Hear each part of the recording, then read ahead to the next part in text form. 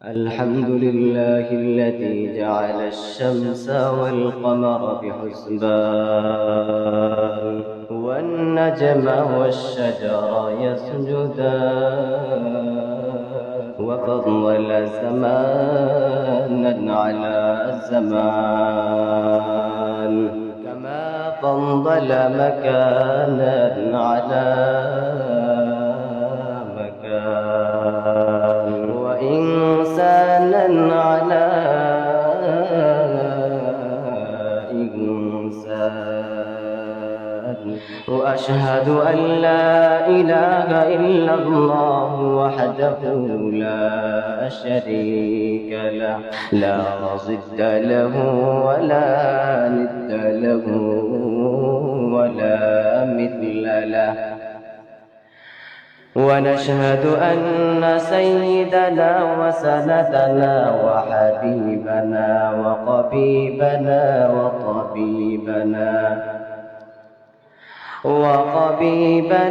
وطبيب قلوبنا ومولانا محمدا عبده ورسوله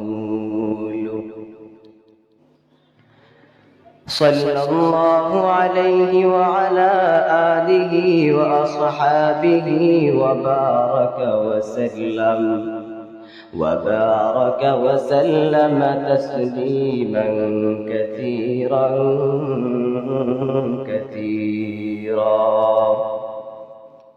الذي أرسله الله تعالى بالحق بشيرا ونذيرا وداعيا إلى الله بإذنه وسراجا منيرا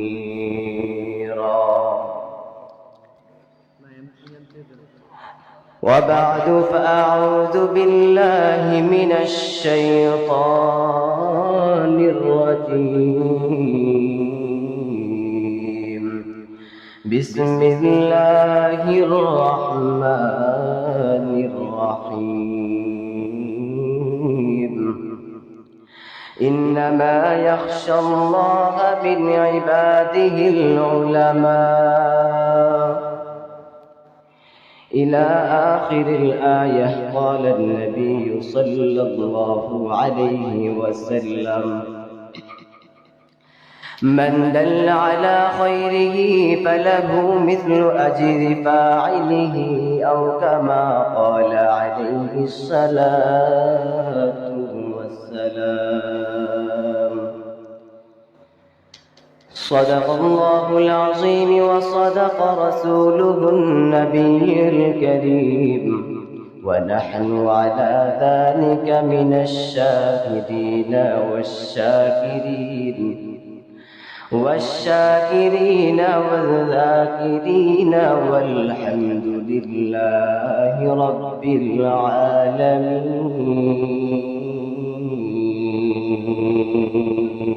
मैं दूर हूँ मजबूर हूँ ऐ सैयद आलम, मैं दूर हूँ मजबूर हूँ ऐ सैयद आलम, दीदार दिखाते नहीं आवाज सुना दो, दीदार दिखाते नहीं आवाज सुना दो। मैं सूरत यूसुफ को नहीं चाहने वाला, मैं सूरत यूसुफ को नहीं चाहने वाला, मैं कैसे मानंद नहीं आशिक लैला, मैं कैसे मानंद नहीं आशिक लैला। मैं आशिक मौला हूँ मेरा इश्क दवाना, मैं आशिक मौला हूँ मेरा इश्क दवाना। ये जुमला जहाँ जिसकी तजल्ली से उजाला, ये जुमला जगह जिसकी तजल्ली से उजाला। ला इलाहा इल्लल्लाह, ला इलाहा ইল্লাল্লাহ, লা ইলাহা ইল্লাল্লাহ। উপস্থিত সামনে বসা প্রিয় বন্ধুগণ, এই যে শব্দটা আমি পড়তেছি, এই শব্দটা কি সবাই পারেন তো ইনশাআল্লাহ? সবাই পারেন তো ইনশাআল্লাহ? আমার সাথে বলতে পারবেন তো? আওয়াজ করে আমার সাথে সবাই জবান খুলে মুখ ছোট্টা লড়াবেন, ঠিক আছে? লা ইলাহা ইল্লাল্লাহ, লা ইলাহা ইল্লাল্লাহ, লা ইলাহা ইল্লাল্লাহ, লা ইলাহা ইল্লাল্লাহ। আসমান জমিন গায়রুল্লাহ, পাহাড় পর্বত গায়রুল্লাহ, নবী ওলি গায়রুল্লাহ, মাজার বাজার গায়রুল্লাহ, লা ইলাহা ইল্লাল্লাহ, লা ইলাহা ইল্লাল্লাহ।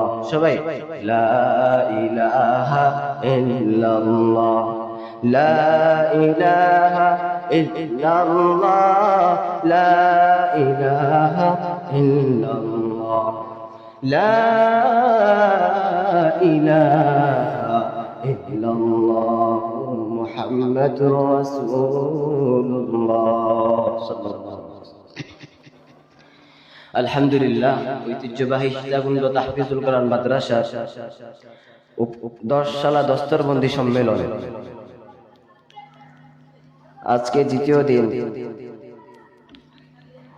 প্রধান অতিথি এবং পাগড়ি প্রদান করবেন যিনি, আল্লামা খালেদ সাইফুল্লাহ দামাত বারকাতুহুম, পীর সাহেব হুজুর কমলনগর। এছাড়াও আরো আছেন মুফতি হাবিবুর রহমান মিসবাহ, পরিচালক মারকাজুত তাকওয়া ইসলামিক রিসার্চ সেন্টার। এছাড়া দেশ বরণ্যে বিজ্ঞ প্রজ্ঞ ওলামায়ে কেরাম আসবেন, বসবেন, কথা বলবেন।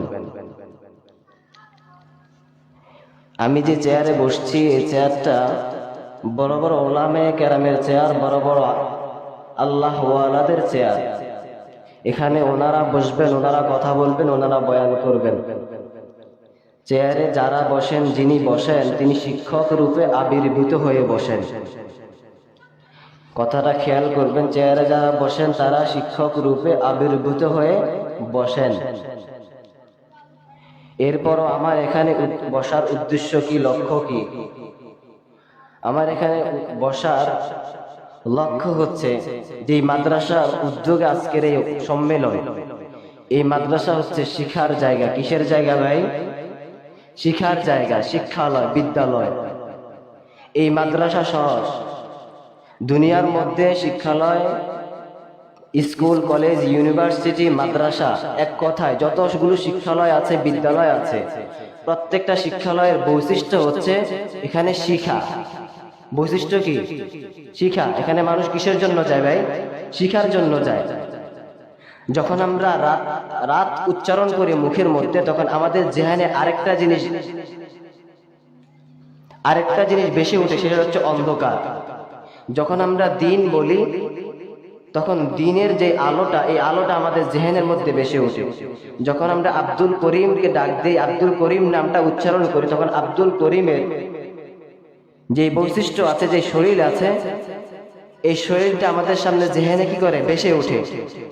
মাদ্রাসা, শিক্ষালয়, বিদ্যালয়গুলো যখন উচ্চারণ করি, পাশাপাশি আরেকটা জিনিস বেশি ওঠে, সেটা হচ্ছে শিক্ষালয়ের গুণ হচ্ছে এখানে মানুষ শিক্ষার জন্য যায়। শুধুমাত্র এই শিক্ষালয়ের গুণ হচ্ছে শিক্ষার জন্য। শিক্ষা, এই জন্য মানুষ এখানে কিসের জন্য যায় ভাই? শিক্ষার জন্য। এরপরেও কিছু বান্দা এখানে যান যারা শিক্ষার জন্য নয়, বরং শিখানোর জন্য। বিপরীত দিকে কিসের জন্য যায়? শিখানোর জন্য যায়। আপনাদের মাদ্রাসায় ওস্তাদ আছে না? তারা কি শিখার জন্য আসছে না শিখানোর জন্য আসছে? শিখার জায়গা হওয়া সত্ত্বেও কিছু বান্দা গেছেন শিখানোর জন্য। এই চেয়ারটা হচ্ছে শিক্ষক রূপে আবির্ভূত হয়ে বসবেন, তিনি শিখাবেন, আমরা শিখবো। বড় বড় ওলামায়ে কেরাম বসবেন, কথা বলবেন, আমরা শুনবো, শিখবো। এরপরও আমার বসার উদ্দেশ্য হচ্ছে বিপরীতে আমি নিজে কিছু শেখা, কিছু জানা। এই বিষয়গুলোকে সামনে রেখে আল্লাহ পাক রব্বুল আলামিন আমাকে কিছু কথা বলার, আপনাদেরকে শুনবার মতো সেই ধৈর্য, তৌফিক, হিম্মত দান করে সকলেই বলি আমিন। সর্বোপরি শুকুর ও সুজোর সে মহান রব্বুল আলামিন আল্লাহ পাক রব্বুল আলামিন দুনিয়ার এই ফিতনা ফাসাদের জামানায় আপনাকে আমাকে দুনিয়ার মধ্যে সবচেয়ে বরকতি মজলিস, দামি মজলিসে আসার এবং বসার তৌফিক দান করেছেন। অনেক ভাই আছে রাস্তার মধ্যে ঘোরাফেরা করতেছে, প্যান্ডেলে এসে বসার তৌফিক হয় নাই। অনেকে মাহফিলের উদ্দেশ্যই আসছে কিন্তু ভিতরে ঢোকার সুযোগ হয় নাই। অনেকে মাহফিল শোনার জন্য আসে নাই, দেখার জন্য আসছে, কিন্তু মনে একটা কথা আসছে যে গিয়ে একটু বসে দেখি কেমন লাগে। অর্থাৎ যে কোনো কথা তার মনের মধ্যে দিয়ে আল্লাহ রব্বুল আলামিন এখানে তাকে নিয়ে এসেছেন। আমাদেরকে নিয়ে এসেছেন কে? আল্লাহ। এই জন্য আল্লাহ পাকের দরবারে সর্বপ্রথম শুকরিয়া আদায় করব মন খুলে, প্রাণ খুলে, মোহাব্বতের সাথে সকলে অন্তঃস্থল থেকে বলি আলহামদুলিল্লাহ। সর্বোপরি দুরূদ ও সালাম সৈয়দুল মুরসালিন রাহমাতুল লিল আলামিন শফিউল মুজনিবিন খাতামুন নবিয়্যিন সৈয়দুস সাকালাইন ইমামুল মুরসালিন শফিউ আযম রহমতে আলম শফিউ আযম রাসূল আকরাম রহমতে আলম নবিয়ুল আরব ওয়াল আজম হাবিবে কিবরিয়া আশরাফুল আম্বিয়া মুহাম্মদ মুস্তাফা সাল্লাল্লাহু আলাইহি ওয়াসাল্লামের উপর উপস্থিত স্নেহের ছোট ভাই, সমবয়সী বন্ধুগণ, কলিজার টুকরো যুবক ভাইরা, মুরব্বী বাবাজিরা এবং আমার মাইকের আওয়াজে শ্রবণরত পর্দার আড়ালের মা বোনেরা, এই দিনই বরকতময় মজলিস, এই মাদ্রাসা, এই মসজিদ, এই মাহফিল আমাদের জন্য নেয়ামত। কি ভাই আমাদের জন্য এগুলো নেয়ামত? নেয়ামতের গুণ হচ্ছে শুকরিয়া আদায় করা। নেয়ামতের গুণ কি? শুকরিয়া আদায় করা। আমার পুরো আলোচনা যেই দিকে যাক না কেন, মূল উদ্দেশ্য হচ্ছে নেয়ামতের উপর। কিসের উপর? নেয়ামতের উপর। এই মাদ্রাসা, মসজিদ, মজলিসগুলো আমাদের জন্য কি নেয়ামত। নেয়ামতের গুণ কি বলছি ভাই একটু খেয়াল করবেন। নেয়ামতের শুকরিয়া কি বলছি? শুকরিয়া আদায় করা। এই জন্য আমাদের কি করা লাগবে? বেশি বেশি শুকরিয়া আদায় করতে হবে। কিন্তু আফসোস, এই বরকতময় মজলিসের বিরুদ্ধে, মাদ্রাসার বিরুদ্ধে, মসজিদের বিরুদ্ধে বিভিন্ন মানুষ ষড়যন্ত্র করে, বিভিন্ন বেঈমানরা ষড়যন্ত্র করে, নাস্তিকরা ষড়যন্ত্র করে। সেই ষড়যন্ত্রের মধ্যে আমার কিছু মুসলমান ভাই, আমার কিছু মুসলমান উম্মত, তারা এই ষড়যন্ত্রের মধ্যে ধাবিত হয়ে পড়ে এবং তার এই ষড়যন্ত্রের মধ্যে আবদ্ধ হয়ে পড়ে। তাদেরকে একটা কথা জানিয়ে দেওয়ার জন্য আমি বলতে চাই যে এই ষড়যন্ত্র আজকে আর কালকে থেকে শুরু হয় নাই, বরং এই ষড়যন্ত্র যুগ যুগ যুগ যুগ ধরে চলে আসছে। এই ষড়যন্ত্র শুরু হয়েছে, নমরুদ ষড়যন্ত্র করেছিল, নবী ইব্রাহিম আলাইহিস সালাতু ওয়াস সালামের সামনে ষড়যন্ত্র টিকতে পারে নাই। ষড়যন্ত্র করেছে ফিরআউন, নবী মূসা আলাইহিস সালাতু ওয়াস সালামের সামনে টিকতে পারে নাই।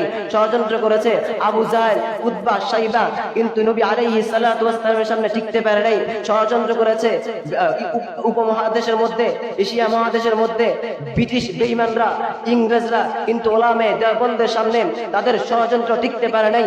তেমনি ভাবে এই বাংলাদেশের মধ্যে আমরা দেখেছি বিভিন্ন সময়, বিভিন্ন রূপে, বিভিন্ন ভাবে তারা এরকম ভাবে ষড়যন্ত্র করার চেষ্টা করেছে, কিন্তু ওলামে কেরামের উত্তরসূরিগণ থাকা, ওলামে কেরামের উত্তরসূরিগণ সেই ষড়যন্ত্রকে রুখে দিতে সক্ষম হয়েছে। এই জন্য আমি একটা কথা বলতে চাই, আজকে যে মাদ্রাসার উপলক্ষে আয়োজন, এই মাদ্রাসা নিজের কোনো গতিতে তারা চলে না, কোনো ব্যক্তির মতাদর্শের উপরে এই মাদ্রাসা চলে না, বরং এই মাদ্রাসার নির্দিষ্ট একটা পথ চলা আছে। এই মাদ্রাসা দেওবন্দ মাদ্রাসার অনুকরণে চলে, এই মাদ্রাসা দেওবন্দ মাদ্রাসার অনুকরণে চলে। তেমনি ভাবে বাংলাদেশে যত বড় বড় মাদ্রাসা আছে, হাটহাজারী মাদ্রাসা দেওবন্দ মাদ্রাসার অনুকরণে চলে, লালবাগ মাদ্রাসা দেওবন্দ মাদ্রাসার অনুকরণে চলে, রাহমানিয়া মাদ্রাসা দেওবন্দ মাদ্রাসার অনুকরণে চলে, যাত্রাবাড়ি মাদ্রাসা দেওবন্দ মাদ্রাসার অনুকরণে চলে, মাদারীনগর মাদ্রাসা দেওবন্দ মাদ্রাসার অনুকরণে চলে, চরমনায় জামিয়া হাসানাবাদ দেওবন্দ মাদ্রাসার অনুকরণে চলে, তাহফিজুল কোরআন মাদ্রাসা দেওবন্দ মাদ্রাসার অনুকরণে চলে। এখন বুঝতে হবে দেওবন্দ মাদ্রাসার বৈশিষ্ট্য কি। দেওবন্দ মাদ্রাসার বৈশিষ্ট্য হচ্ছে এখানে একদিকে যেমনি ভাবে ইলমে দ্বীন অর্জনের অন্বেষণের জন্য ছাত্ররা যায় ও তালাবে ইলমরা যায়, ঠিক তেমনি ভাবে এই দেওবন্দ মাদ্রাসা যেমন ইলমে দ্বীন অন্বেষণের জায়গা, ঠিক তেমনি ভাবে বাতিলের বিরুদ্ধে কিভাবে প্রতিবাদ করতে হবে, প্রতিরোধ করতে হবে, সেই প্রশিক্ষণের জায়গা হচ্ছে দেওবন্দ মাদ্রাসা। আর সেই দেওবন্দ মাদ্রাসার অনুসরণ অনুকরণে বাংলাদেশে সবগুলো কওমি মাদারিস, আর এই মাদ্রাসা থেকে তৈরি হয় যুগের সৈয়দ ফজলুল করিম, এই মাদ্রাসা থেকে তৈরি হয় হাটাদারি শাইখুল ইসলাম আল্লামা শাহ আহমদ শফি রহমাতুল্লাহ আলাইহি, এই মাদ্রাসা থেকেই তৈরি হয় হাফিজুর রহমাতুল্লাহ আলাইহি, এই মাদ্রাসা থেকে তৈরি হয় সৈয়দ ফয়জুল করিম, এই মাদ্রাসা থেকে তৈরি হয় আল্লামা মাহমুদুল হক। এই জন্য স্পষ্ট ভাষায় বলতে চাই, এই আল্লামা মাহমুদুল হক সাহেব যতদিন এই দেশে আছে, যতদিন সৈয়দ ফজলুল করিমের মতো লোক এই দেশে থাকবে, ততদিন পর্যন্ত যত ষড়যন্ত্রই করা হোক না কেন, কোন ষড়যন্ত্রকেই ইসলামের বিরুদ্ধে, মাদ্রাসার বিরুদ্ধে, বরকতময় মসজিদের বিরুদ্ধে ষড়যন্ত্র করে মসজিদগুলোকে দামিয়ে দেওয়ার চেষ্টা করবে, মাদ্রাসাকে দমিয়ে দেওয়ার চেষ্টা করবে, এই স্বপ্ন উলামায়ে কেরাম, উলামায়ে দেওবন্দের উত্তরসূরি উলামায়ে কেরাম জিন্দা থাকতে, বেঁচে থাকতে এই ষড়যন্ত্র কখনো সফল হতে দেওয়া হবে না। উলামায়ে দেওবন্দ কি है आज़म हुसैन अहमद से बाबा हंगामा गिरोदार यहाँ,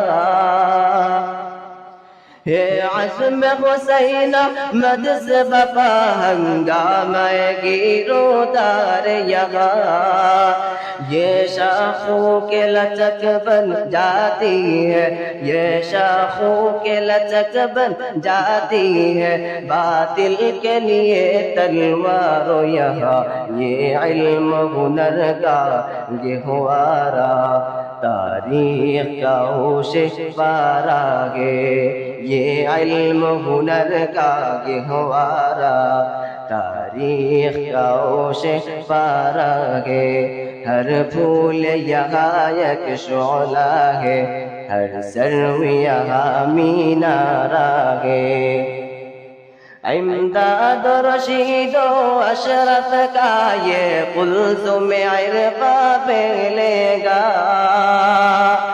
इमदाद रशीद अशरफ का ये कुल्सुम इरफा फैलेगा, ये शजरा तैयब फैला है, ये शजरा तैयब फैला है, ता उसात इनका फैलेगा, ये इल्म हुनर का गहवारा, तारीख का ओशे पारा है, हर फूल यहाँ एक शोला है, हर सर्व यहाँ मीनारा है।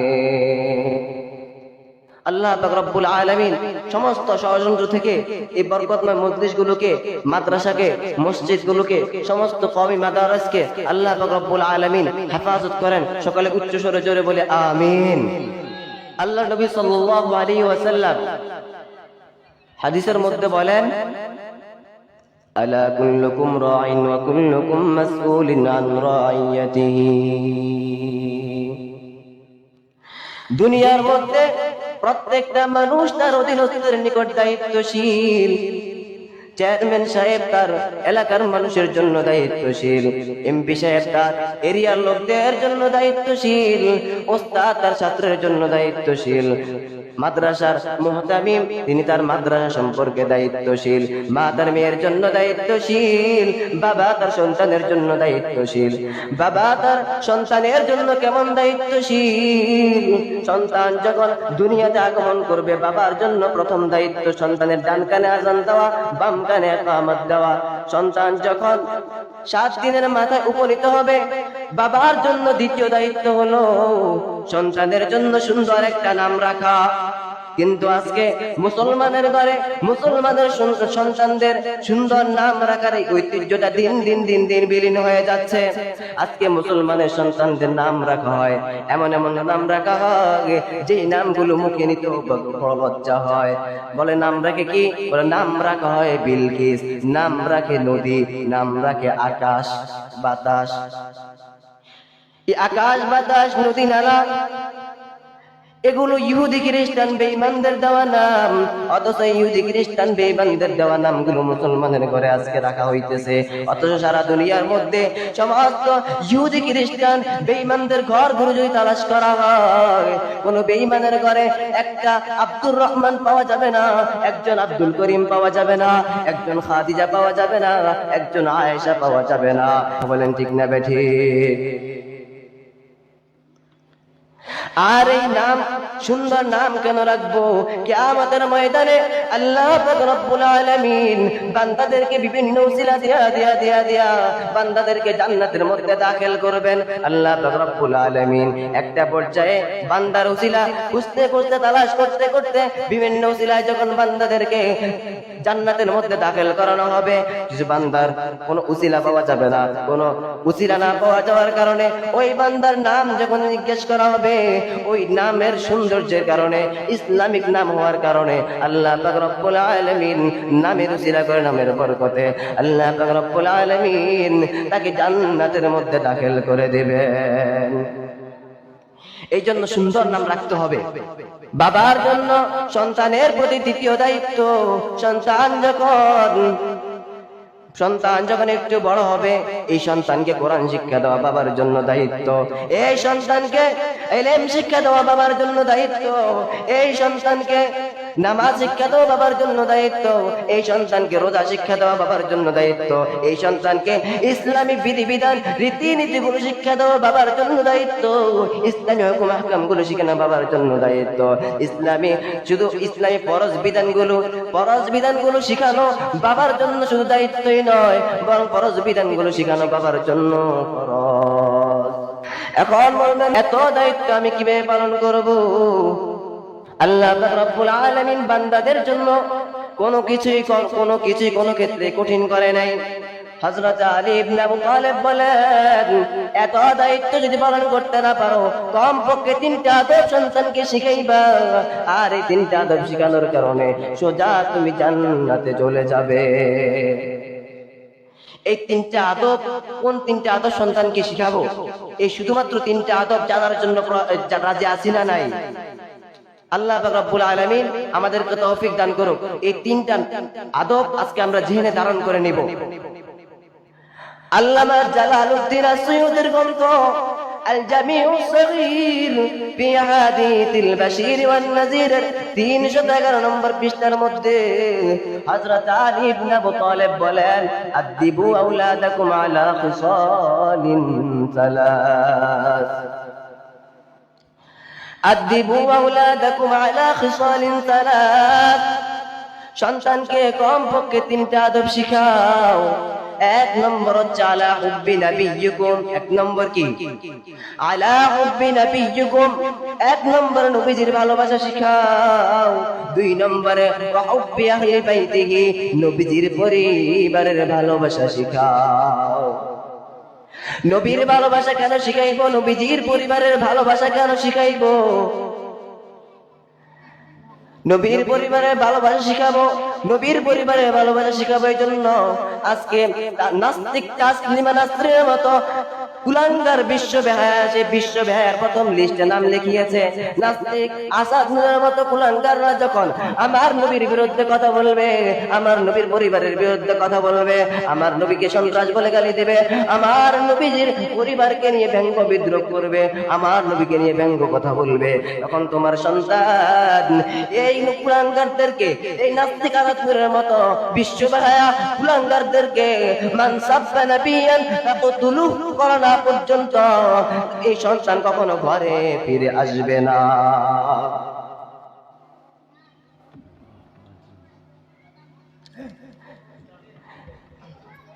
তিন নম্বর আদব হচ্ছে ওয়ালা কিরাআতিল কুরআন, কোরআনের তেলাওয়াত শিখাও। কোরআনের তেলাওয়াত কেন শিখাইবো?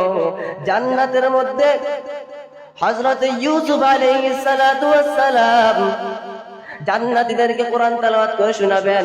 আর ইউসুফ নবী আলাইহিস সালাতু ওয়াস সালামের মতো এত সুন্দর নবী, এত সুন্দর মানুষ আল্লাহ পাক রব্বুল আলামিন দুনিয়ার মধ্যে আর কাউকে বানাই নাই।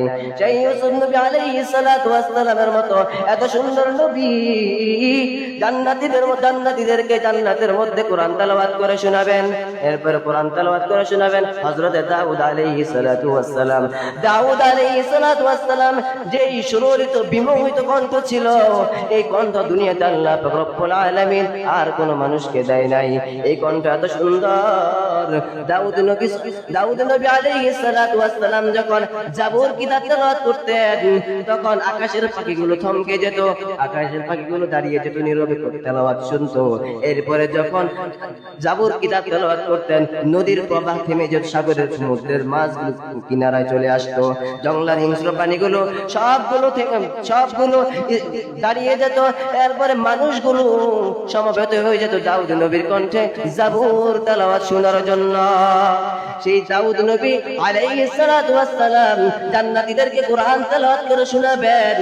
এরপর তেলাওয়াত করবেন আমাদের নবী সরকার দু আলম জনাবে মুহাম্মদ মুস্তাফা আহমদ মুস্তাফা সাল্লাল্লাহু আলাইহি ওয়াসাল্লাম। আমাদের নবীর মতো দ্বিতীয় কোনো নবী নাই। আমাদের নবীর দ্বিতীয় কোনো উপমা নাই, দ্বিতীয় কোনো মেসাল নাই। আমাদের নবীর মেসাল নবীজি নিজেই, নবীজির উপমা নবীজি নিজেই, নবীজির দ্বিতীয় কোনো উপমা নাই, দ্বিতীয় কোনো মেসাল নাই।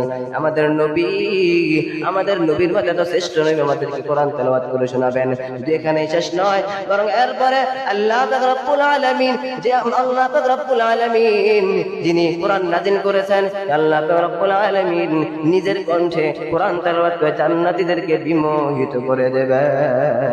কোরআনের মুজিজা এখানে শেষ নয়, বরং দুনিয়ার মধ্যে আমার নবী সাল্লাল্লাহু আলাইহি ওয়াসাল্লাম যখন মক্কার জিন্দেগিতে কোরআন তেলাওয়াত করতে বসতেন, মক্কার অলিগলিতে দিনের বেলা আমার নবীর বিরুদ্ধে ষড়যন্ত্র হয়। আমার নবীজিকে কিভাবে শেষ করে দেওয়া যায়, নাউজুবিল্লাহ, এই নবীজিকে কিভাবে কষ্ট দেওয়া যায়, বিভিন্ন ষড়যন্ত্র মক্কার কাফের বেঈমানরা বড় বড় লিডাররা নিত।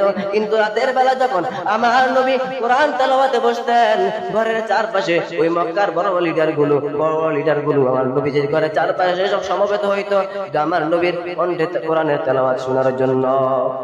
কোরআনের মুজিজা হযরত ওমর ফারুক রাদিয়াল্লাহু তাআলা তার বোনের কণ্ঠে কোরআন তেলাওয়াত শুনে ইসলাম ধর্ম গ্রহণ করেন। সাইয়্যিদনা হযরত ওমর ফারুক রাদিয়াল্লাহু তাআলা কোরআন তেলাওয়াত শুনে ইসলাম ধর্ম গ্রহণ করেন।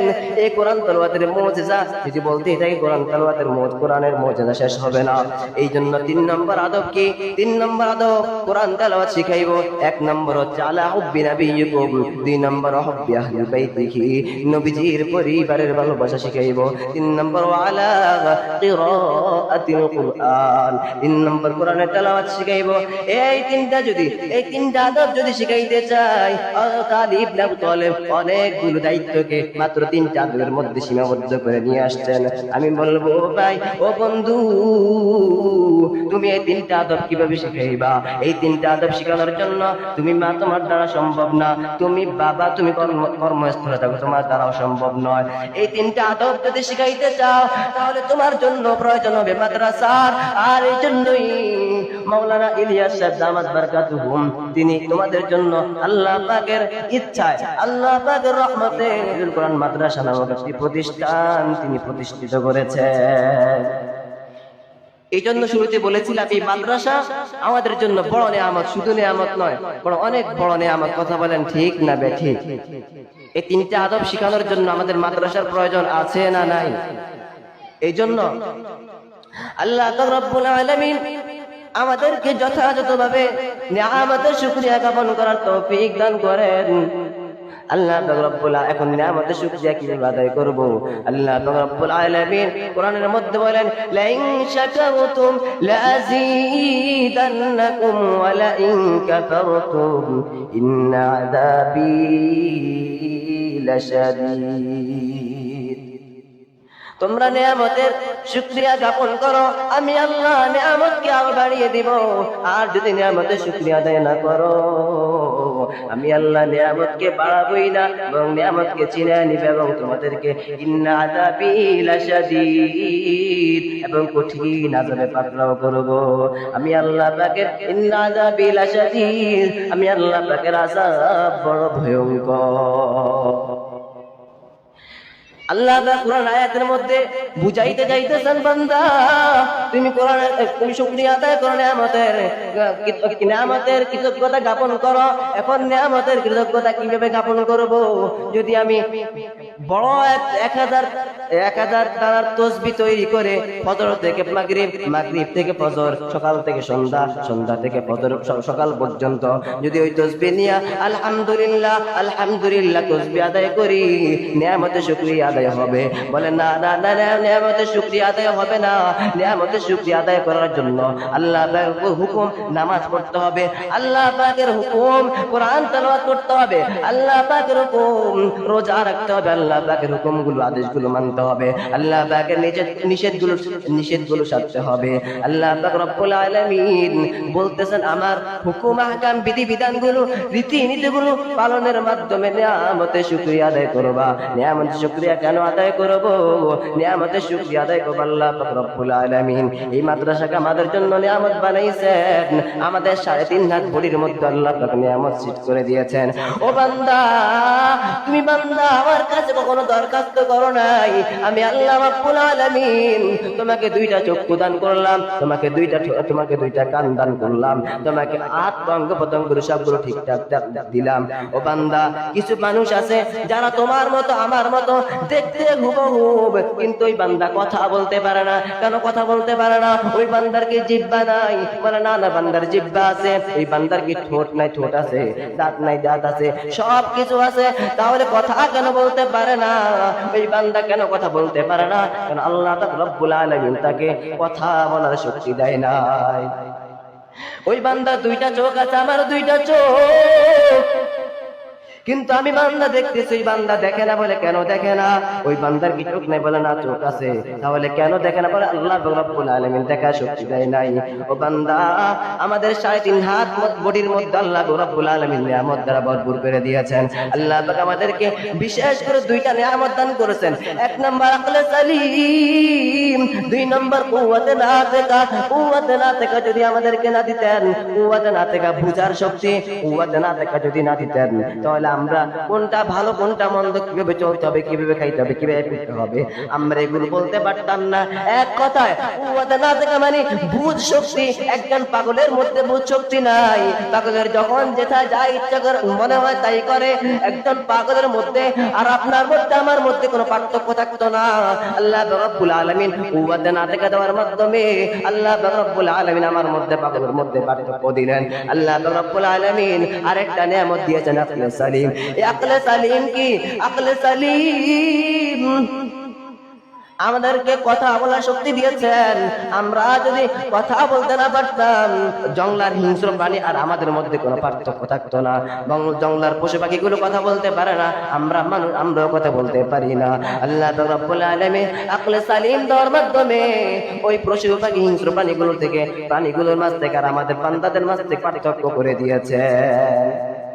এই জন্য আমাদের শুকরিয়া আদায় করতে হবে বেশি বেশি। আল্লাহ পাক রব্বুল আলামিনের আমাদের শুকরিয়া আদায় করতে হবে। আল্লাহ তুমি দয়ার সাগর, আল্লাহ তুমি দয়ার সাগর, রহমানুর রহিম।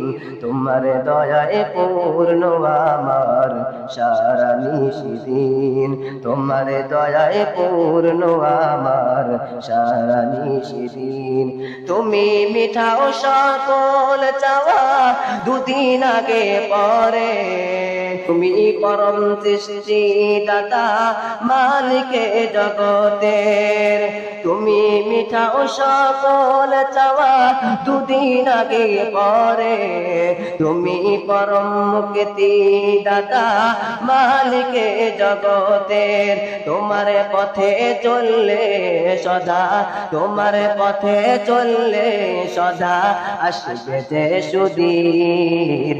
তোমার দয়ায় পূর্ণ আমার সারা নিশিদিন, তোমার দয়ায় পূর্ণ আমার সারা নিশিদিন। কার দয়ায় আমরা বাঁচি চলি ফিরে খাই? একমাত্র আল্লাহ পাকের দয়ায়। আল্লাহ পাক রব্বুল আলামিন, আল্লাহ পাক রব্বুল আলামিনের কাছে এজন্য বেশি বেশি দোয়া করতে চাই, দোয়া করা চাই। ও মালিক, আপনি আমাদেরকে নিয়ামতের শুকরিয়া আদায় করার তৌফিক দান করেন। সকলে বলি আমিন। সময় স্বল্পতার কারণে আমি আমার বয়ানের অংশ স্কিপ করে আমি একটু দ্রুত সংক্ষেপে শেষ করতেছি। এই মাদ্রাসা মসজিদ আমাদের জন্য নিয়ামত। বলতেছিলাম নিয়ামতের শুকরিয়া আদায় করতে হলে শুধু আলহামদুলিল্লাহ আদায় করলে হবে না, বরং আল্লাহ পাক রব্বুল আলামিন হুকুম আহকাম বিধিবিধানগুলো পালন করার মাধ্যমে নিয়ামতের শুকরিয়া আদায় করতে হবে। এই মাহফিল, এই বরকতময় মজলিসগুলো আমাদের জন্য নিয়ামত। এই নিয়ামতের শুকরিয়া কিভাবে আদায় করব? ঘরে বসে থাকলে এই নিয়ামতের শুকরিয়া আদায় করা হবে না। এই নিয়ামতের শুকরিয়া আদায় করতে হলে মাহফিলের মধ্যে আর্থিক সহযোগিতার মাধ্যমে নিয়ামতের শুকরিয়া আদায় করতে হবে। তুমি আর্থিক সহযোগিতার মাধ্যমে নিয়ামতের শুকরিয়া আদায় করতে পারবা না, তাহলে তুমি বুদ্ধি শ্রম দিয়ে তুমি নিয়ামতের শুকরিয়া আদায় করতে হবে। তুমি সেটাও পারবা না, তুমি উপস্থিত হওয়ার মাধ্যমে নিয়ামতের শুকরিয়া আদায় করতে হবে। এই জন্য আল্লাহ পাক রব্বুল আলামিনের দরবারে বেশি বেশি দোয়া করি, আল্লাহ পাক রব্বুল আলামিন আমাদেরকে যেন নিয়ামতের শুকরিয়া আদায় করার তৌফিক দান করেন। আর এই নিয়ামতের শুকরিয়া আদায় করার জন্য তোমাকে উপস্থিত হইতে হবে। আর আজকে বড় বড় বিজ্ঞ প্রদেশ বরণ্য ওলামায়ে কেরাম আসবেন, কথা বলবেন। আল্লাহ রাব্বুল আলামিন আমাদেরকে আসার বছর কথা শোনার তৌফিক দান করেন। ও বন্ধু, আপনি আসবেন, আসার সময় পথে ঘাটে যাকে দেখবেন বন্ধু বান্ধব আত্মীয় স্বজন প্রত্যেককে দাওয়াত দিয়ে নিয়ে আসবেন। আপনি যদি দাওয়াত দিয়ে নিয়ে আসেন আপনার কি ফায়দা? আল্লাহ নবী সাল্লাল্লাহু আলাইহি ওয়াসাল্লাম কি বলে শুনেন? আল্লাহ নবী সাল্লাল্লাহু আলাইহি ওয়াসাল্লাম বলেন, মান দাল্লা আলা খাইরিহি ফালাহু মিথলু আজরি ফাইলিহি। যেই বান্দা কোন ভালো কাজের পথ প্রদর্শন করে, আল্লাহ পাক রব্বুল আলামিন নবীজির মাধ্যমে বলাইতেছেন, নবী সাল্লাল্লাহু আলাইহি ওয়াসাল্লাম বলেন, ওই বান্দা ভালো কাজ করার সম্প্রদান করার দ্বারা ওই বান্দা যেই পরিমাণ আমলের সওয়াব পাবে, ওই বান্দা যেই পরিমাণ নেক পাবে, তুমি বান্দা ভালো কাজের পথ প্রদর্শক হওয়ার কারণে ওই পরিমাণ সওয়াব তোমার আমলনামার মধ্যে দেওয়া হবে। একে অপরকে দাওয়াত দিয়ে এই মজলিসে আনার চেষ্টা করব। মাইকের আওয়াজ যতটুকু যায় প্রত্যেককে আহ্বান করব, অনুরোধ করব, আজকের এই মাহফিলের মধ্যে আসার বসার কথা শোনার তৌফিক দান করেন। এই মাদ্রাসা শুরু করেছিলাম, এই মাদ্রাসা আমাদের জন্য নিয়ামত, মসজিদ আমাদের জন্য নিয়ামত, এই বরকতময় মসজিদগুলো আমাদের জন্য নিয়ামত। মাদ্রাসা তো এই এলাকার জন্য বড় আকারে নিয়ামত। এই মাদ্রাসা বিশেষ করে এই এলাকার জন্য নিয়ামত। আমি একটি এই মাদ্রাসাকে কেন্দ্র করে একটা সঙ্গীত বলতে চাই, সেটা হচ্ছে খেয়াল করে শুনবে। এই মাদ্রাসা এই এলাকার জন্য কি পরিমাণ নিয়ামত, কি পরিমাণ বরকতময় মাদ্রাসা। আমি কয়েক লাইনের মধ্যে আমি সেটা বলার চেষ্টা করতেছি। এই এলাকার মানুষেরা বড়ই ভাগ্যবান, তাদের মাঝে উঠল ভেসে কত হাফেজে কোরআন। এই এলাকার মানুষেরা বড়ই ভাগ্যবান, তাদের মাঝে উঠল ভেসে কত হাফেজে কোরআন। দুহাত তুলে করি দোয়া, দুহাত তুলে করি দোয়া, দিও প্রভু তাদের জাযা। তাহফিজুল কোরআন মাদ্রাসা পথহারা মানুষের আলোর দিশা। তাহফিজুল কোরআন মাদ্রাসা পথহারা মানুষের আলোর দিশা। এই মাদ্রাসার ওস্তাদগণ মা বাবা তুল্য, মায়া মমতা দিয়ে সদা মানুষ গড়ায় মগ্ন।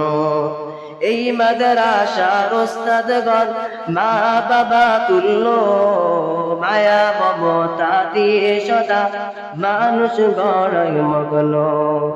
দিও প্রভু তাদের জাযা।